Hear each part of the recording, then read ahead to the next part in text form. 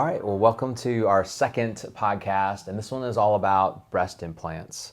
So I wanted to start out with something that was pretty popular and a lot of people either know about it and want to learn more about breast implants and how they work and what types there are and all those type of things. So are you a silicone guy or a saline guy? I'm a silicone guy. I think majority of people are. Probably like 99, I don't know, maybe 90% of us are. Yeah, so a long time ago, we actually in 2006 was when we could start using silicone again. They took it off the market from 92 all the way to 2006, and we were using saline, which is salt water, feels like a balloon. And then we slowly just converted over to these silicone. Yeah, so as you know, Chris was saying, silicone implants were taken off the market for several years, maybe about 10 years, and they were brought back in 2006. But over the last 15 years now that they've been back on the market, the implant profiles, the silicone implants are very safe, and they're made much better today than they were 30, 40 years ago. I know we see some women that have had implants in for 30, 40 years and we're taking them out. But implants today that are made, they can probably last a little longer. But we just still don't recommend 30 years. Many of these implants will recommend about 10 to 20 years before you need to have them exchanged.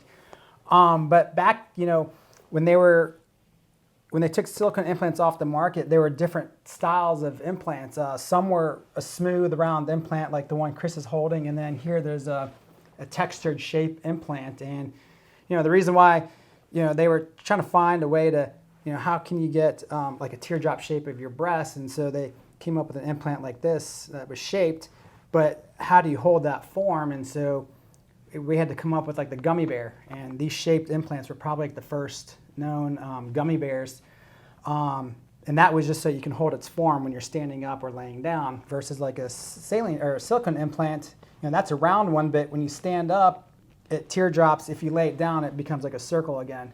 I think these are probably some of the best implants out there. I mean, even though it has this kind of very slow, gentle transition from the top to the bottom, there's still pressure in the body that actually creates that fullness up top.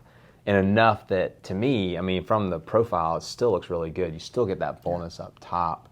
So, I mean, and the way they're textured, they just don't rotate like these smooth ones do. Well, that's why they make them textured, because you want this texture to grip to the scar tissue that your body will form around the implant, so it can't flip, because you don't want an implant being upside down like this on a shaped implant, versus like a round implant. This is smooth, so it's not going to grab that scar tissue. It's not going to hold it in place. So, but it doesn't matter if it flips. It's always going to be round.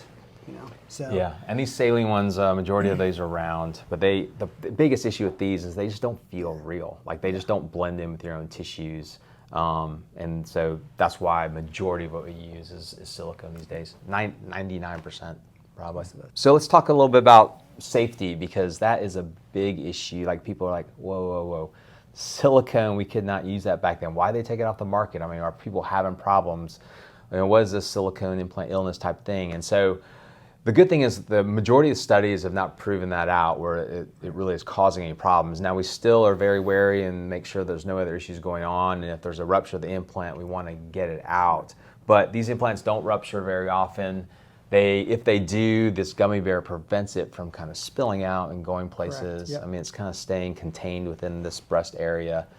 And so, to me, if it was my family member, this is what I would recommend and use. Same. I mean, I recommend to all my patients silicone implants, unless they have a reason why they don't want them. Also, like cost, silicone implants are a little bit more expensive than saline, so that may be an option why somebody wants a saline implant. Yeah. Well, they also. And also they said don't give these silicone implants to anybody over the age of 20 or under 22, Correct. Which is kind of an arbitrary number. The studies they base that on are very loose and not great. So in general, though, we are pushing people that are from 18 to 22 into saline and then above to the silicone, although there are some exceptions. Interesting. Yeah. The exception is if you're 18 years old and you have a congenital defect of your breast where you need an implant to match the other side, you can use a silicone implant even though you're only 18, but you can't use a silicone implant if you're under 22 for cosmetic reasons, and that's just an FDA issue, really. Yeah, and I think basically the companies don't give you a warranty or the patient a warranty if you're between 18 to 22 to get the silicone implants. However, it doesn't mean you can't get it. We still, are providing it to patients if they want it and understand all the risks, of course. I mean, I guess the next thing is like how does a woman decide what type of implant she wants, or what size and what's going to fit her frame? And we have, there are different ways that you can go about that. And first, usually we ask patients, what desired cup size do you want to be, and what is your current cup size? And then we'll do some measurements of the breast. And usually, when we try to pick an implant, we're trying to match the dimensions of that implant to that breast. So that's one thing we would do. And then we can do things like you can try on implants with your bra and see how that fits under a shirt. That was some of the traditional ways of doing it in the past. But fortunately nowadays we have 3D imaging called like Vectra. I think there's some other modalities out there called like Chrysalex. But that's where we can take pictures of the patient, and it will do all the measurements, and then we can, based on the measurements, we can put an implant in there and she can see in a 3D simulation what she would potentially look like. Yeah, I mean, this Vectra machine is amazing. I think it's better than the other products out there because you can look at it on a big monitor and it's very accurate in kind of creating what someone's going to look like. In fact, there's a study that when it first came out that showed that it's almost 90% accurate in getting what kind of the final result's going to be from a volume standpoint. And I mean, let's face it, some people are wider, some people are more narrow. It's something where these implants, they purposely made implants that are a little wider, more narrow.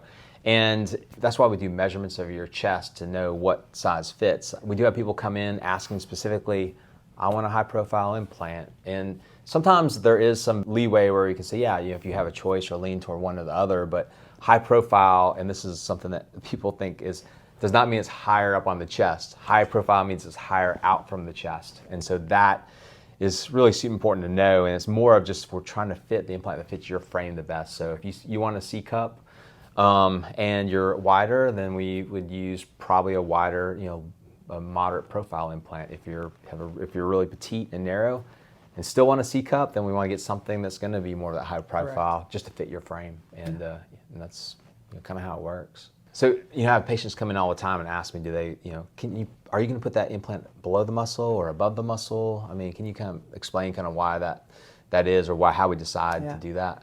Yeah, I do get patients that ask me that all the time, and there are actually a lot of patients that don't even know if they have implants under the muscle or over the muscle. But traditionally nowadays, most of us are putting implants under the muscle, and there's some reasons for that. One reason being that when we put implants under the muscle, we tend to have a lower rate of capsular contracture.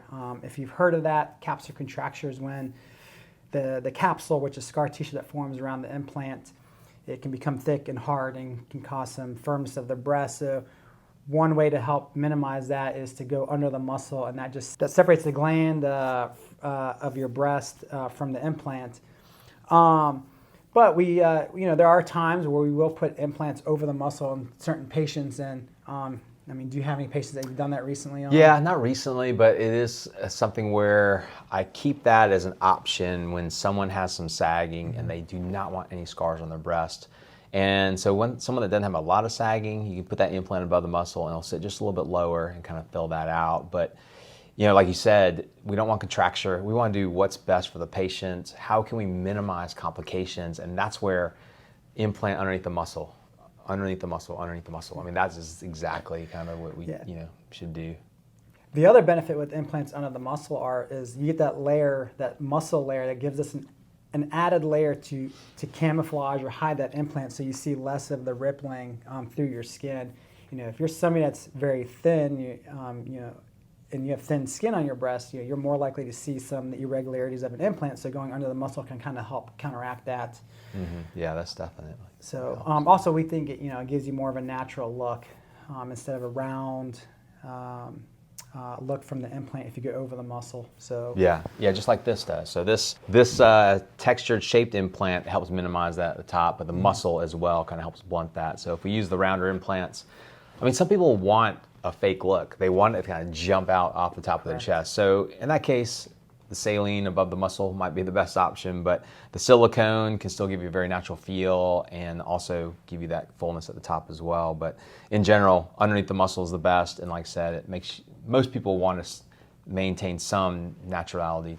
Anyway, that's kind of the basics of breast implants. Obviously, there's a lot more to that than what we mentioned today, but we can delve into a future episode, kind of how we put it in, like what techniques we use. I mean, there's some things that we do where we can really enhance kind of the overall look to the breast and shape, and try to hide that incision and make things look the best they can. So we'll go into that next time. So anyway, very good. Another good Thanks. podcast. Sure.